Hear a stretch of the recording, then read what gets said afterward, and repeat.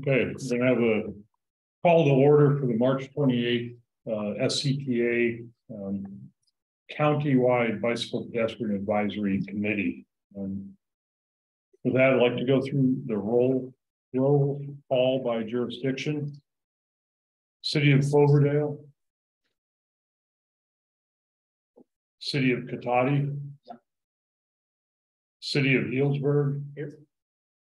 City of Petaluma, I'll be representing City of Petaluma. City of Rohnert Park, here. City of Santa Rosa, here. City of Sonoma, Town of Windsor, here. County of Sonoma, here. Are there any jurisdictions or nonprofits that are on Zoom here?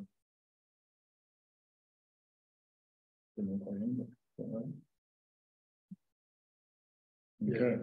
Any members of the public? Hi, sorry, this is Zoe Unruh with Smart.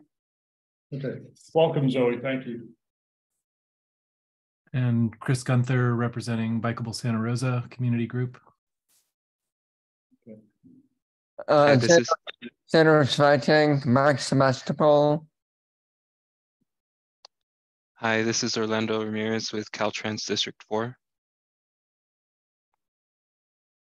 Sharton with the Sonoma County Bicycle Coalition. Hello. And we have one person that actually rode their bike here, which we're very pleased with. We have Eris Weaver, Sonoma County Bike Coalition. We're just going through roll call. Oh, so, okay. Put you on the spot. Good job. Walk the talk, we bike the talk. That's what we need. So. All right. Any public comment on items not on the agenda?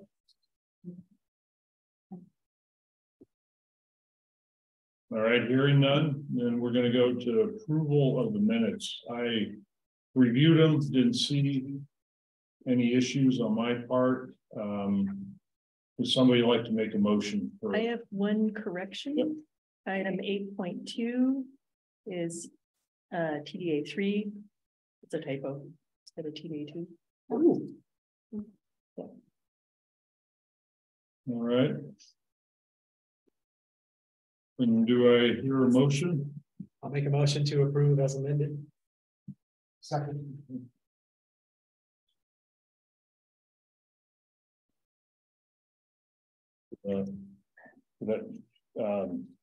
All in favor? Aye. Aye. Okay. Anybody not in favor? Right. And we have Steve Schmitz from Sonoma County Transit. Thank you. Thank you very much. All right. With that, we're going to have the go into regional state funding and have a action item on TDA Article 3. If 1 second, Chair. Public comment on items not on the regular. Yeah, were there any public comments for items that are not on the regular agenda?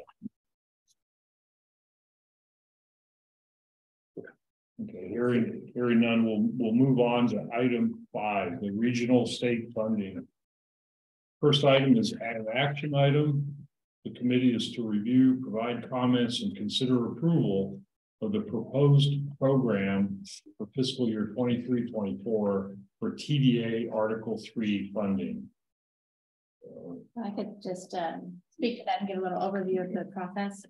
So the call for projects was released for back in January. Preliminary call for projects in January, call for projects in February for the TDA Article 3 program for bicycle and pedestrian projects. We received 5 applications, which all fit in with the call for projects. Those 5 projects totaled $539,280, and included application from Sonoma County Public Infrastructure for matching funds for the Crocker Bridge, bicycle and pedestrian passage. Sonoma County Regional Parks, matching funds for the Bodega Bay Bike and Pedestrian Trail, North Coast Harbor. City of Healdsburg, sidewalk repair and gap closure, Petaluma, additional funding for the active transportation plan update, and for Santa Rosa, the project for rectangular rapid flashing beacon installations.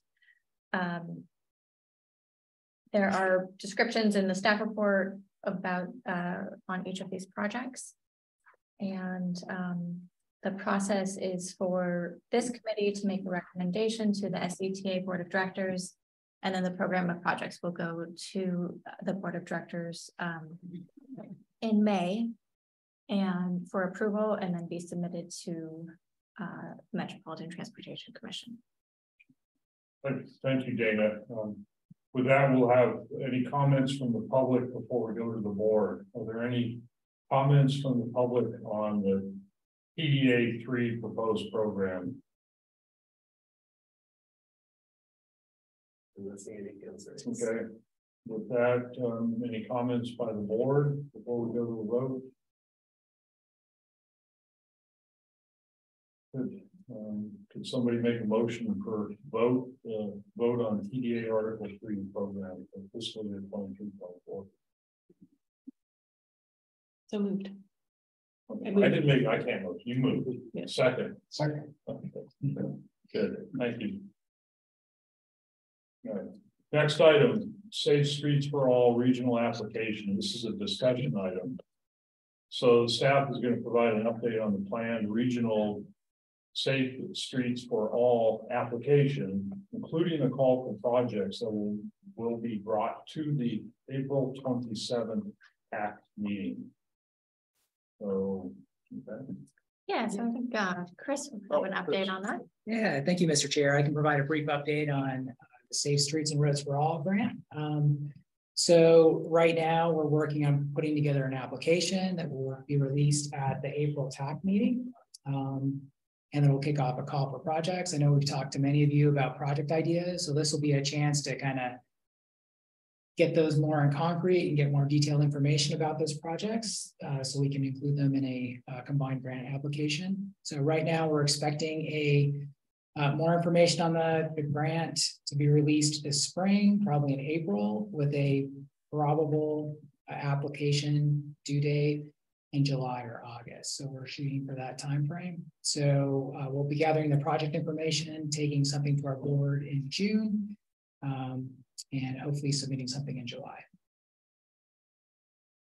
So that's the timeline right now. So yeah, the next action point is that call for projects. It'll be released at the TAC meeting later this month, or I guess next month, not quite in April.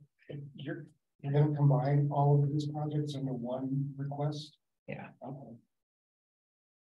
So a similar application was awarded a contract to transportation during the last cycle. So we've gotten a copy of their application and think might be a good way to kind of emulate that for our region as well. We have multiple partners. Yeah, so if you want any project ideas, let me know and I can point you to the Safe Streets for All website. And there's a list of successful applications and project types and everything. Yeah, okay. Is there anything we can do to get, prepared for this? Do we need to go to council for, some sort of a letter from the council or anything? Just get ahead of it. We'll be looking for letters of support for the grant application. David, do we need any council action on project submissions? I don't remember if a resolution is needed. I don't think so. I don't think so either. But I mean, it's always good to have council weigh in. But I can check the grant instructions and make sure on that and let the group know.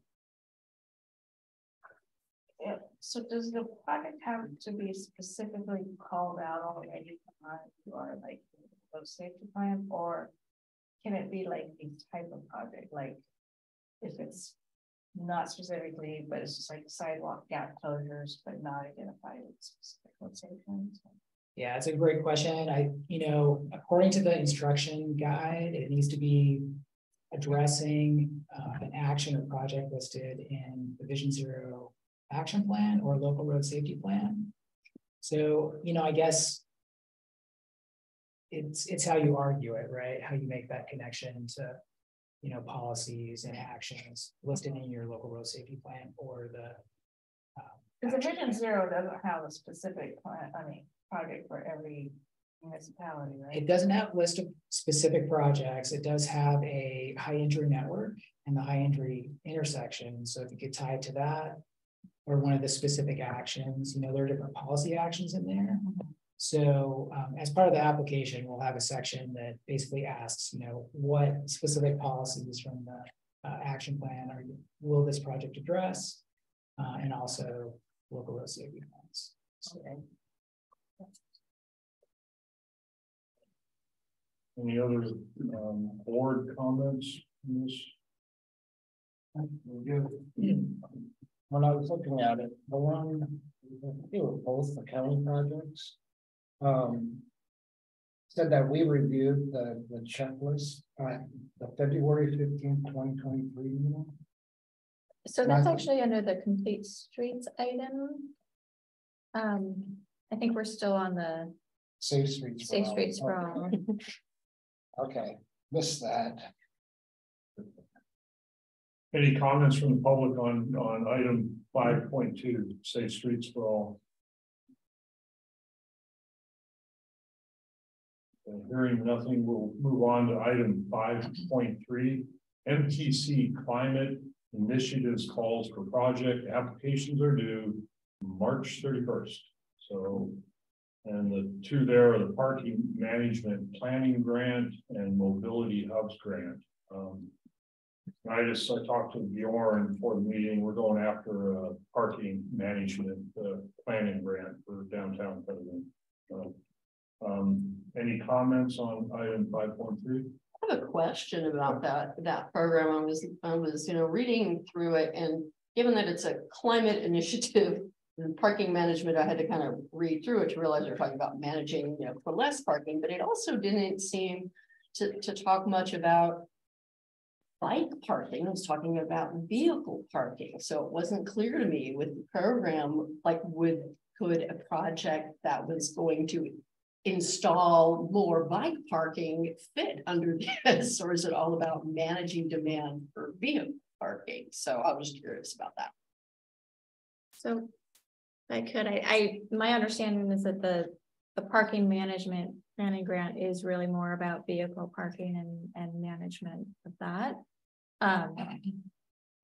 Whether it's a policy about trying to reduce vehicle parking or managing existing spaces to reduce demand.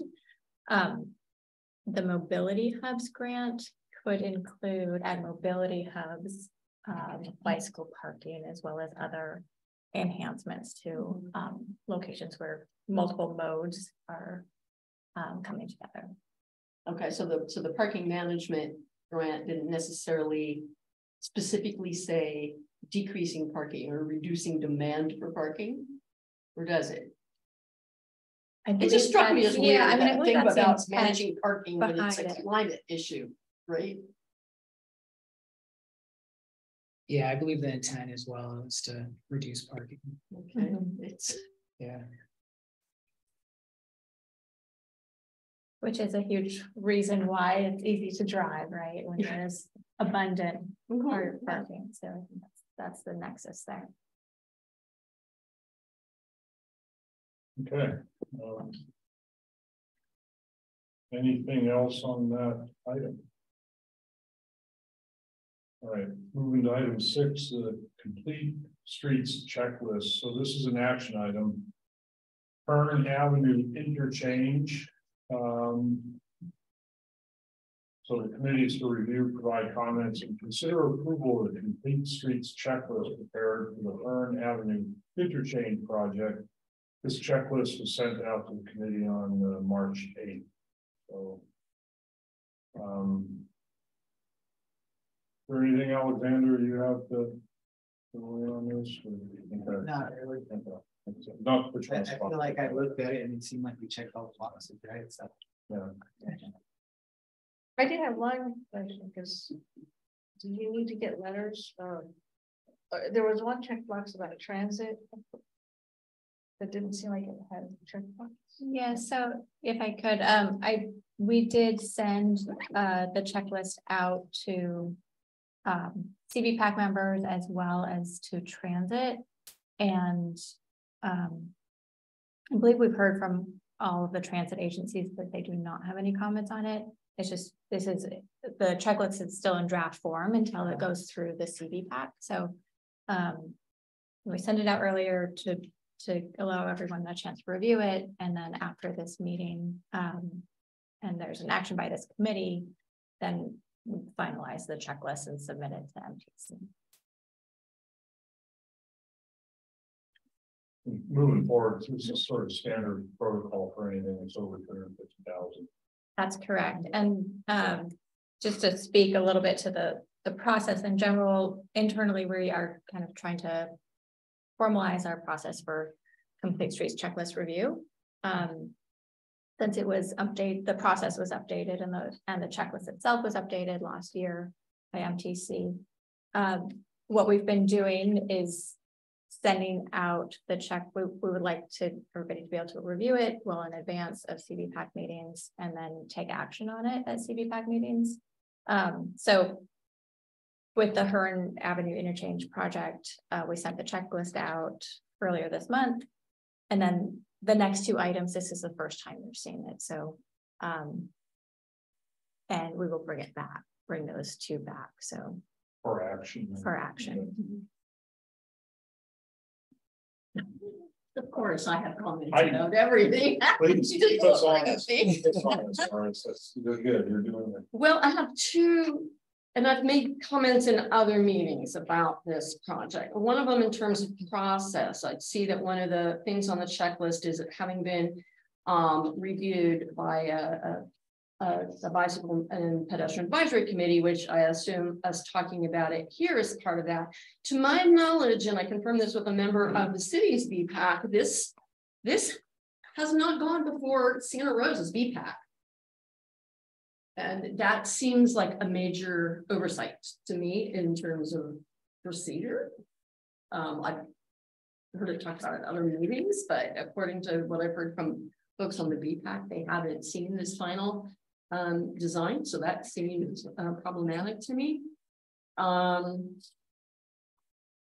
then one of my concerns about the current project design is that it calls for a class 2 bike lane on the westbound side and a two-way cycle track on the eastbound side, which then if someone was going westbound on that eastbound side, it dumps them right into that hellacious intersection, right? Hearn and Corby and all of that, which seems incredibly unsafe. And the last time I heard this presented, Rob was saying, well, that is supposed to connect into some other future bikeway that isn't in the city's like ped plan, as far as I can tell. And I have big concerns about two-way cycle tracks that are really short, because they, or any bike facility that's extremely short, because then it just dumps you out. If you're on the side that's the wrong way with traffic, you get dumped out on the wrong side of the street. And in particularly in that location, that does not feel safe to me. And so I have been arguing for a class 4 protected path on both, one way on each side, rather than a class 2 on and a two-way on the other, because then no matter which way you're going, you're fine. But that's a concern I have about the project that hasn't been addressed to my satisfaction when I shared these. The first question, Santa Rosa BPAC, is it going? Or, I thought we reviewed it in the VPAB, but I can double check to see. I'm pretty sure people made comments on it already at the VPAB. Okay.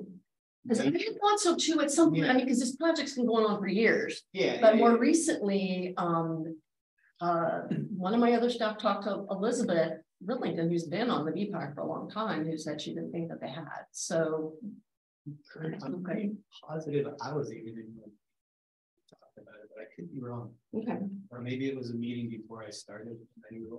Okay. Oh, I can But I'll verify, yeah. Yeah, I'll talk to Rob about it. And I think then we'll try to get it on the agendas. I'm pretty sure we have it. Good. So it looks like we have Rob Sprinkle and Drew has laser vision. So we're gonna, Rob. No, I think I'm gonna be wrong. I'm hoping I'm wrong, actually, on that. Rob, can you weigh in here? Yeah, thanks. I appreciate it. Can you hear me okay? Yes. Great. So yeah, we have brought it up at the BPAB on a couple different forums. I don't know that we've actually agendized it as an item, but we have discussed it several times in the BPAB.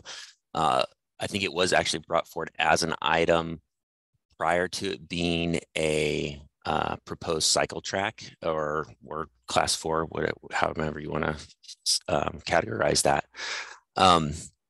And then just to comment on the shortness of the segment, yes, the segment over the bridge is short. It just transpires over the bridge segment itself. However, we do have an approved OBAG 3 project that will install the multi-use path on the south side of Hearn over to the smart multi-use path to make that connection. So that is something that is on our CIP project list. So are you going to redo? How is that whole intersection then going to work where people are getting on and off the freeway? How's the cycle path going to navigate that? So it will be a crossing at that location to cross the street. There's a couple different methods we could do. No right turn on red. We can do an extinguishable message sign for no right turns during the PED phase. There's a couple different options that we have to help address the crossing there. But am I correct that nothing in the plans that I've seen actually show what will be done to the intersection? No, the plans do show having a crosswalk and a separate bike crossing at the intersection. Okay, but at this point it gets through the intersection and then the bikeway. And then it'll pick up. Yes, it'll pick up the other piece of the project to the west. With the multi-use path continuation. What's the timeline on that project? It is in the OBAG, MTC approved it, I believe, in January. So that project is getting input into the tip here in the next couple of weeks. It's not designed yet, and we need to get right away. So it's a few years out still.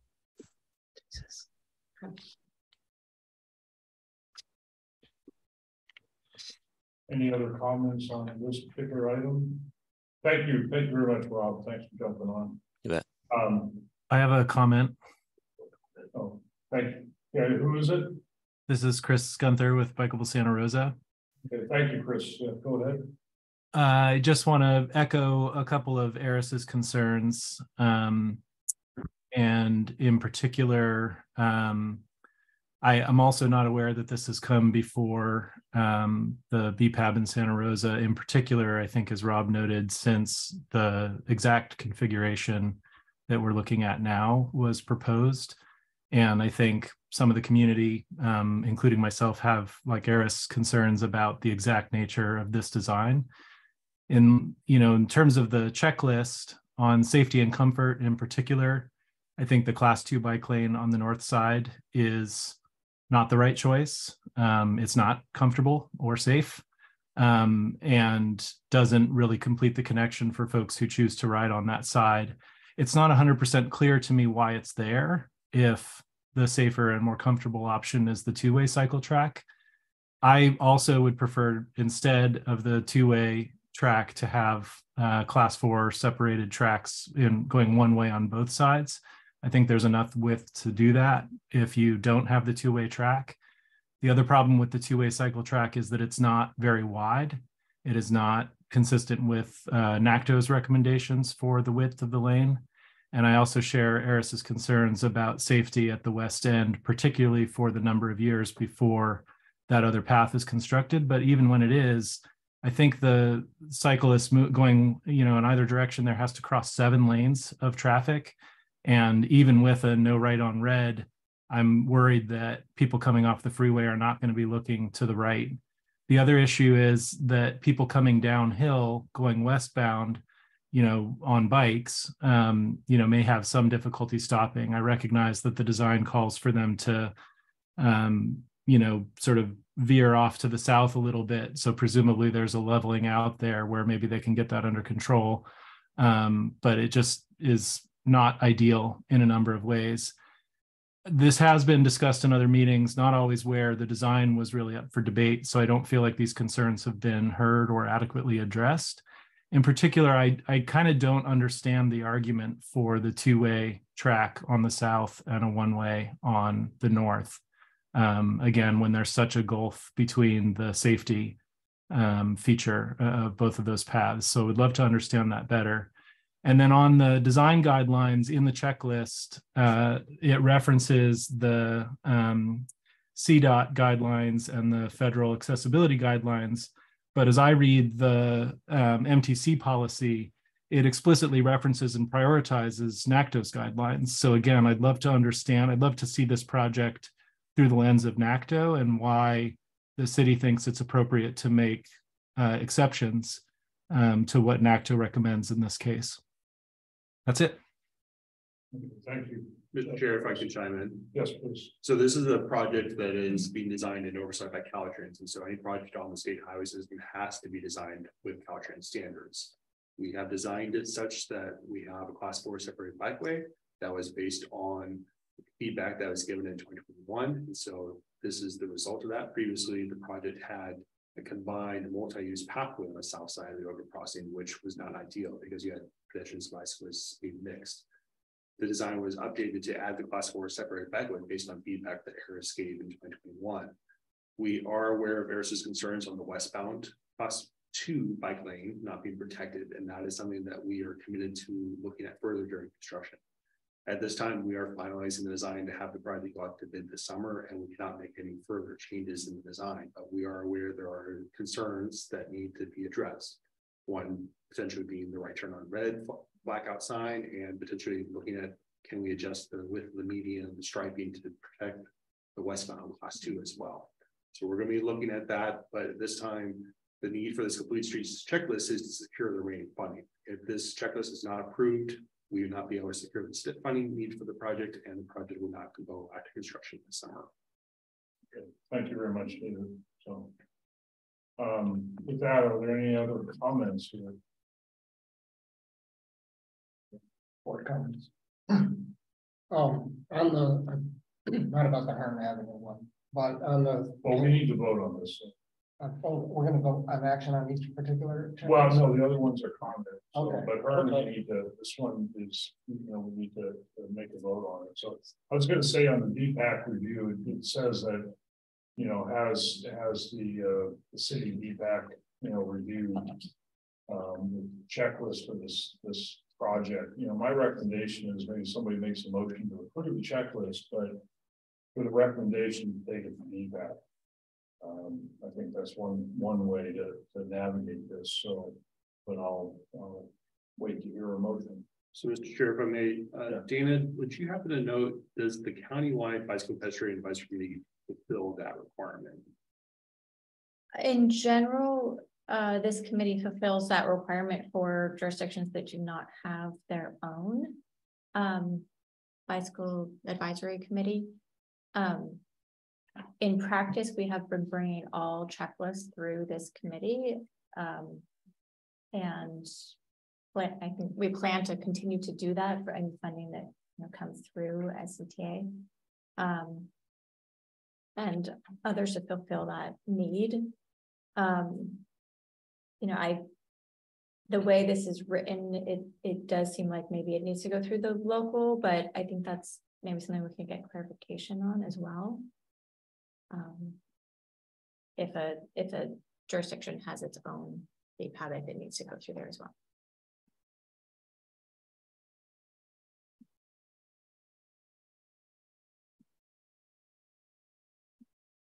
Well, this is a board decision. We've got an action item to approve the checklist. I think David's comments should be very much taken to heart on the project. So, you know, Eris, you know, Chris, I hear your concerns. But there's no shortage of ways to kind of derail a project. So I'm thinking that, you know, the city CBPAC does need to look at it. They've seen it before, but you know, to go to them. But I think that this checklist, you know, we would, you know, take a motion on it and you know, go with that. So with that, again, does anybody like to make a motion for approval of the checklist here?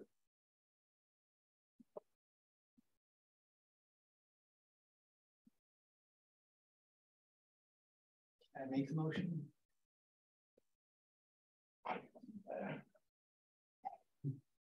With the stipulation that we'll have it on, like you said, a BPAB meeting if it hasn't already been on one. Yeah, I think it was probably a good idea to bring it to the committee anyways, just to get an update prior to construction. Can I just ask a general question about the checklist? The checklist says city or county, right? And it said it had been brought to this BPAC meeting at the 2/15/23. So if the checklist, if we're voting on the checklist as it is, then technically it has gone through all of the procedures, right? Yeah. So feasibly, I mean, they're not really missing anything in the checklist, right? Yeah, I didn't see anything in there. Yeah, but thank you, Ashley. So we have a motion. Do I hear a second? I'll second. Right. All in favor? Aye. Aye. Anybody opposing this? I see nobody opposing it. So, Eris, I understand your concerns on it. I got it. So thank you for, and Chris, thank you for your help with this. And like I say, you're keeping us honest. Okay, item 6.2, Crocker Bridge Bike and Pedestrian Passage. So the committee's to review Fleet Street's checklist prepared for the Crocker Bridge Bike and Pedestrian Passage project and provide any written feedback to SCTA staff by May 22nd for discussion at the May 23rd feedback meeting. So is there any presentation or anybody want to inform us on this? So if I could, Mr. Chair, just to add some more detail to that, you know, if somebody wants to submit written feedback, please do that by the May 22nd date. We will discuss it on May 23rd at this committee meeting, and you could provide a verbal feedback then as well. So we're just asking for written feedback, and if we do receive written feedback, we will share it with this committee at that point. So this is just for information, and the reason this checklist is going through is because is being considered right now is because of funding being requested through the TDA Article 3 program. The funding being requested is less than the $250,000 threshold, but since the total project cost is over $250,000, the checklist that triggers the checklist need. Do you think there's a benefit for projects, even though they may be under 250 total cost or construction costs? It probably wouldn't be a bad idea to go through the checklist. It is optional. So if a project sponsor wishes to go through the checklist process on a project that is under that $250,000 threshold, they can certainly do that, and we will bring that to this committee as well. It's not going to hurt them. No, definitely not. It's just going through the checklist can even bring some things to light for the person filling it out that they may not have considered before. Anybody from Sonoma County want to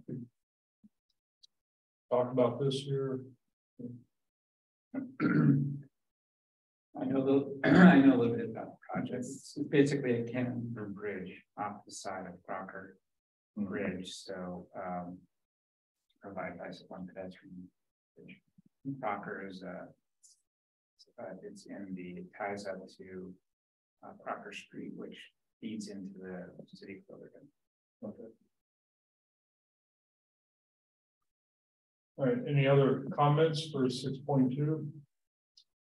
All right, 6.3, Bodega Bay Bike and Pedestrian Trail, Coastal North Harbor. So again, this is a complete streets checklist, and so looking for feedback by May 22nd to go to, or as an action item, I assume on May 23rd.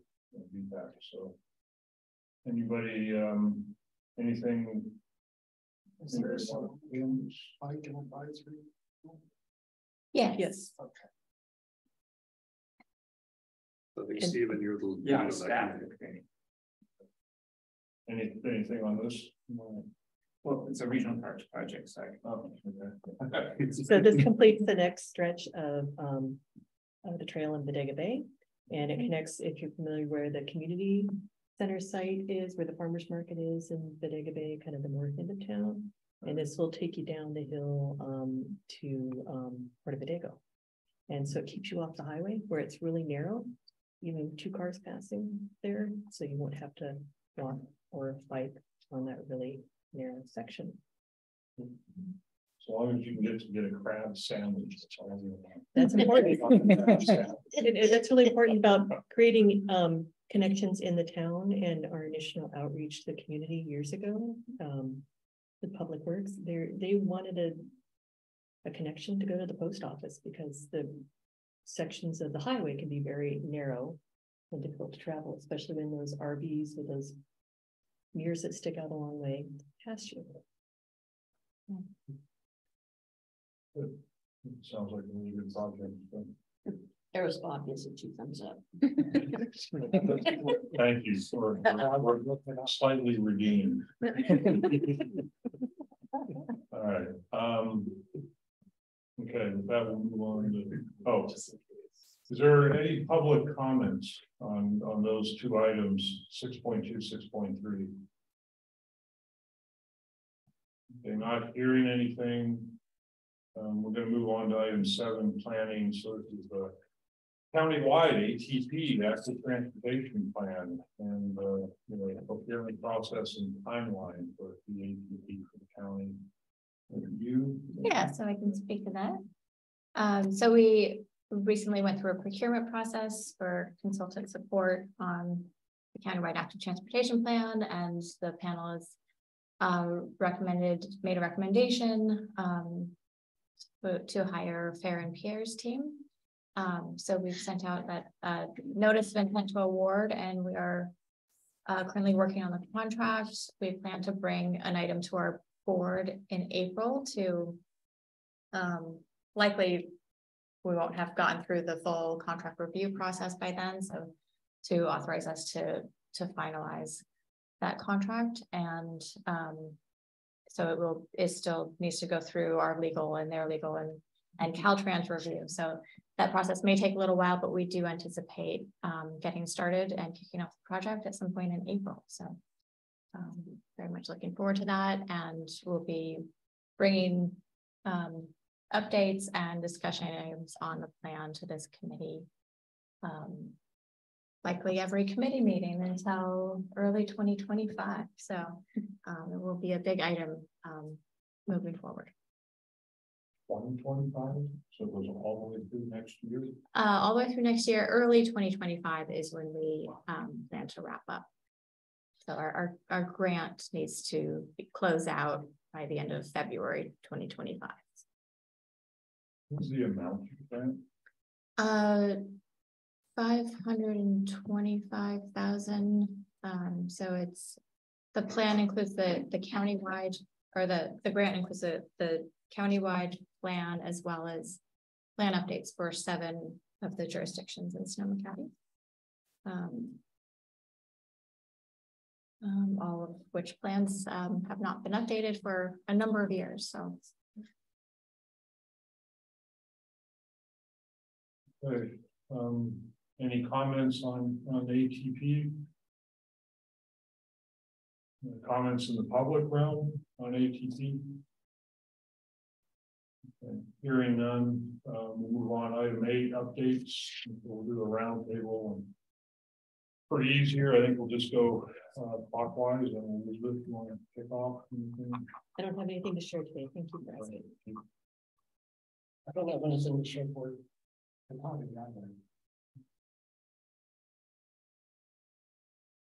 For SCTA, our State Route 116-121 roundabout project was awarded funding by the California Transportation Commission last week, and so should be going out to bid in April and starting construction in July. So I'm looking forward to that project happening soon. I love roundabouts. Can you just give a short synopsis of the cost and that project? Anything? I want to say it's like a $20 million total project cost, and like 12 million of that is for construction. So it's replacing the all-way stop at Highway 116 and 121 and Banal Road out west of Shelbyville, south of City Sonoma with the so should take about a year and a half of construction. I love roundabouts, so whenever I have to go through one, I do a few extra. Ashley, anything? No updates to share. Thank you. Okay. Can I share some stuff? Oh, I know I'm not an official voting member, but Eris, you're. So we are approaching, so May is bike month as usual, and this is kind of going to be the first time we're back to the pre-COVID full out there suite of activities. The one thing that we always had done before that people loved that MTC is not funding as part of it this year though, is the team bike challenge. People, that really got a lot of people motivated. So in its stead, we are doing a smaller challenge within the county, but through running GPS, but it doesn't quite have the team capabilities, but we're trying to still kind of add that, a little bit of gamification, stuff into that. A few months ago, I hired Emily Sharton as an advocacy coordinator to especially work with the different community groups that are, burbling up all over the place. So she's been working with Safe Streets Petaluma and Bikeable Santa Rosa and Mike Sebastopol. We're going to go talk with Healdsburg 2050 today. So that has been a really wonderful thing to have some more staff being able to work more with these groups and help give them support and information and understand how things are going on and how to be a better advocate. And to that end, we've just started planning. We're gonna do a little Sonoma County Bike Summit in the fall, a little half-day mini bike advocate conference, and we're like I said, we're just getting started on that one. Our bike rodeo season starts next week, and one of our staff just resigned. So we are desperately looking for more warm bodies to work our bike rodeos. It's very seasonal, very intense during the season, but very short-term jobs. So anybody who could be interested in that, let me know. The job is posted on our website, bikesonoma.org/jobs. Thanks, Christina. Thanks, Christina. Good, thank you. Ashley, nothing like that? Recently, through TFCA funding, we got our bike racks. They should be coming in soon in May. So I'm looking up, kind of reaching out to the public to see if there's any spots where people think downtown area. We have a bike parking form on our bike parking webpage. So if anybody has any ideas, feel free to share on that. I got. You actually, no supply chain issues, you're able to get an order and they're coming? They said it should ship around then, so I haven't heard That's great. anything bad about that. So, yeah. Can I ask what vendor? It's called Sports Works. Okay. Windsor? No, have nothing new. Okay. A lot of rain, so.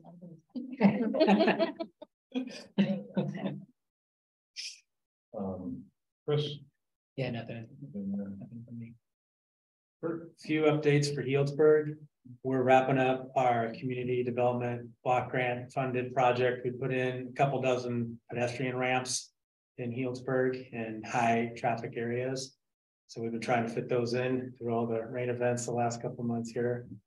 We were awarded the HSIP Cycle 11 set-aside grant for some pedestrian improvements, intersection of Powell and Johnson. Basically, we're going to do some ped bulb outs, some regrading, resurfacing, and an RRFB across Powell to connect to an existing Class 1 facility. And then we have an event coming up in Healdsburg, April 22nd. It's a Earth Day / climate action event, and it'll be on the Healdsburg Plaza from 1 to 4. And part of that will be a bike rodeo as well. That's all I have for Healdsburg. Thank you. Stephen. Anything new for the county? Petaluma, we got our first roundabout fully installed, and I'm impressed. I think they should be everywhere, frankly. Do a lot, you know, from reducing greenhouse gas emissions and slowing the streets and calming the streets down. So North McDowell's moving forward at good pace. Coupled with that, we've got PG&E doing the main gas transmission lines. They've got work, and SMART is going to start on the Petaluma North Station. So my recommendations for the next year and a half is avoid North McDowell. don't go there. But it's going to be great. It's going to be a great project. So I think that's about all I have. You know, we got a number of paving projects that are moving forward in public realm, but so I think that's it. Shared micro. Can we actually see if Caltrans or SMART have updates, or any of the regional agencies on the Zoom? Yeah, anything from the other agencies, folks on Zoom, regional? This is Zoe with SMART. I can provide a few updates. Yes, please. We also got an ATP allocation last week, which will fund the kind of the segment that is planned for construction between the Roanoke Park and Santa Rosa Station. And the as well as funding for the Petaluma to Pengrove segment of the pathway. So that's very exciting. And I can't share much other than we're in the process of pursuing and approving a wayfinding, a consultant for wayfinding for the pathway, and that project should be kicking off soon once we get through the solicitation process. Okay, thank you very much. Anybody else there? Caltrans? Hi, no updates from me. Okay, thank you. Anybody else? Okay, hearing none, item 8.2, the shared micromobility. So I could give a brief update on the Marin and Sonoma County project, and then see if Santa Rosa or Windsor have anything they want to add on their projects. So we have been working with NTC on reviewing the revised request for proposals for shared micromobility program. They are actually, because there was a requirement in the grant that we received for including having the bikes and have RFID readers to use Clipper cards with. is sort of expensive and sometimes difficult for operators to install those.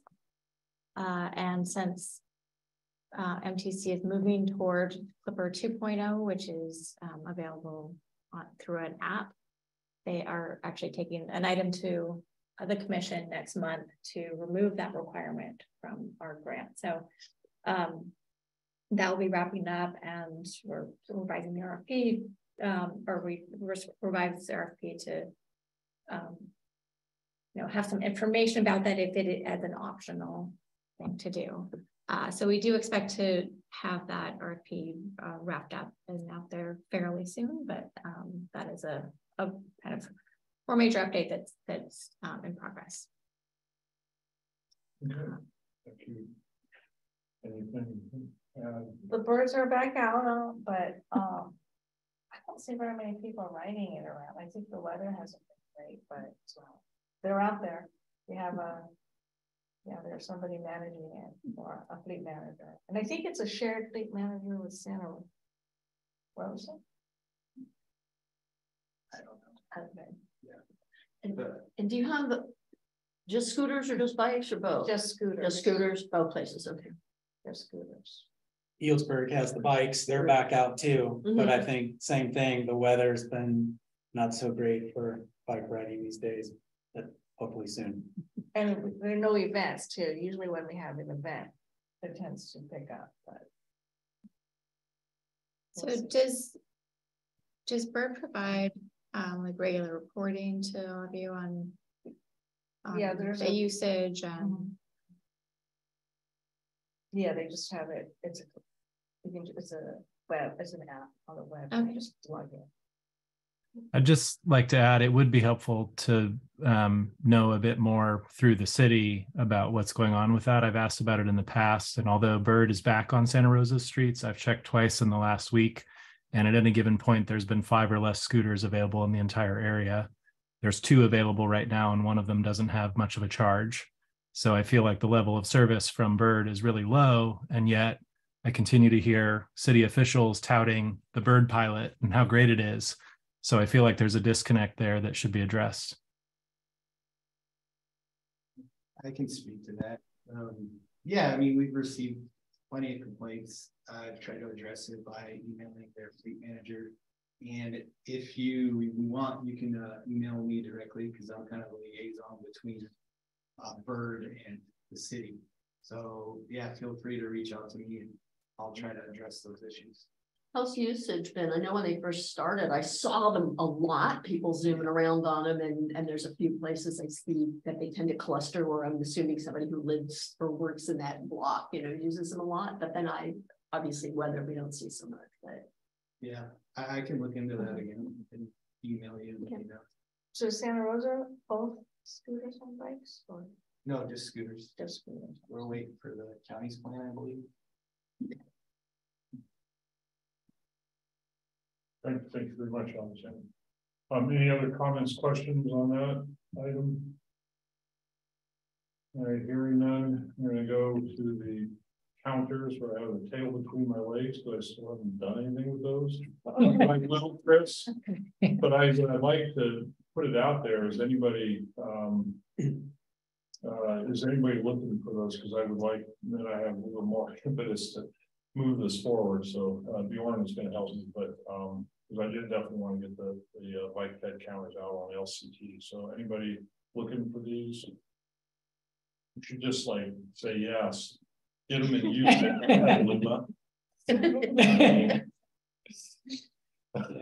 Yeah, so just a reminder for the group that SETA has 3.5 sets of bicycle pedestrian counters, 3 full sets, and that are available for jurisdictions to borrow.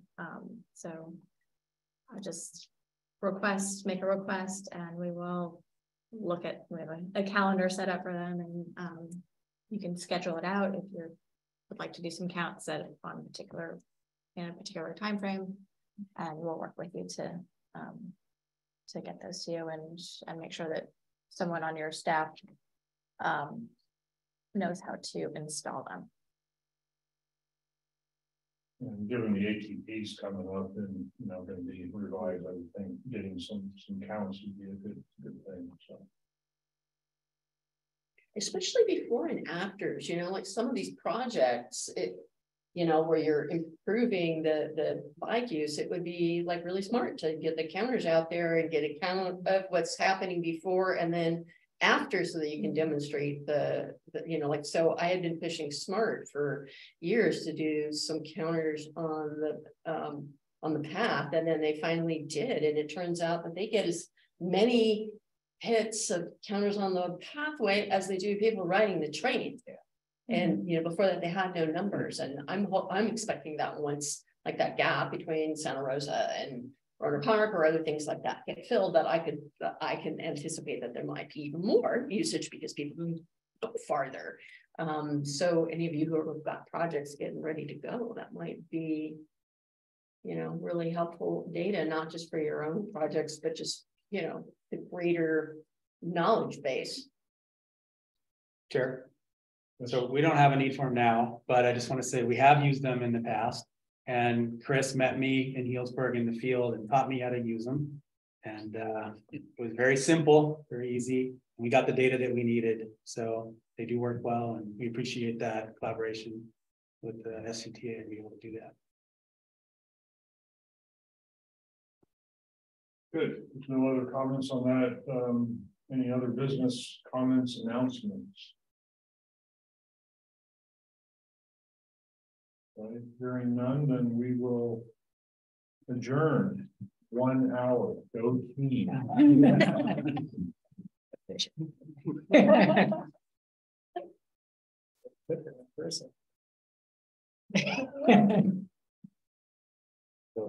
Ken, where's the new roundabout? Bassett and Upland. And it,